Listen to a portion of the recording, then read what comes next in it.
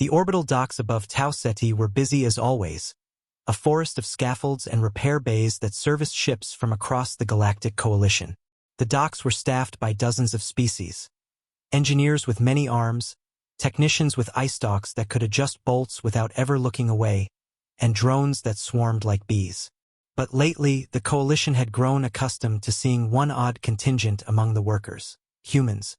To most aliens, humans were curiosities, deathworlders who somehow survived their savage planet, but who couldn't possibly compete with the technical precision of more advanced species. They were tolerated in the docks because they were cheap labor, not because anyone believed they had skill. That assumption was about to change. It began when the Varash Dominion dreadnought limped into port. The colossal vessel dwarfed everything around it, but its hull was scarred, engines flickering erratically.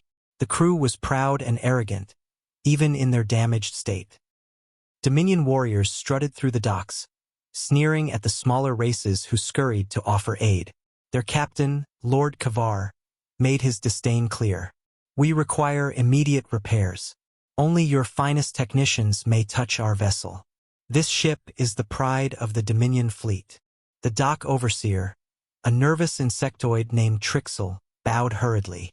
"Why yes, of course, Captain. Our best teams will be assigned." When he reviewed the roster, however, panic struck. Most of the specialized engineers were already occupied with coalition vessels. The only available team that could be sent immediately was human. Trixel hesitated. "If we send them and they fail..." But there was no choice. The humans were dispatched. The Dominion crew watched in amusement as the human engineers boarded the dreadnought. The leader, Chief Engineer Marcus Hale, was broad-shouldered, his jumpsuit stained with grease, his toolkit heavy at his side. Behind him came a small team: mechanics, welders, and programmers who moved with casual confidence. Kavar sneered. These soft little bipeds? My ship is entrusted to this." Marcus didn't flinch. He looked the alien captain in the eye. "If you want your ship flying again, let us work.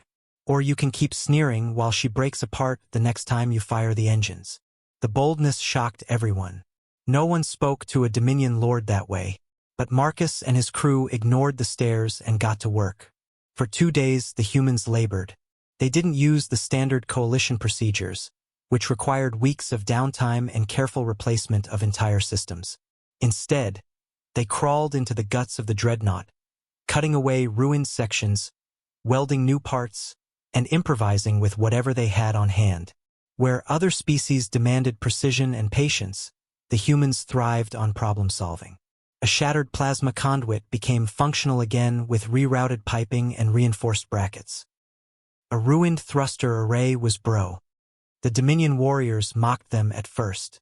"Look at these primitives, patching with scrap like children fixing toys." But then the ship's core stabilized. Engines hummed at full power. The weapons grid, long offline, flared back to life. The dreadnought was combat-ready again, not in weeks, but in days. Kavar's crew stared in disbelief. The impossible had been done. On the final day, the Dominion captain confronted Marcus as the humans packed their gear. "You..."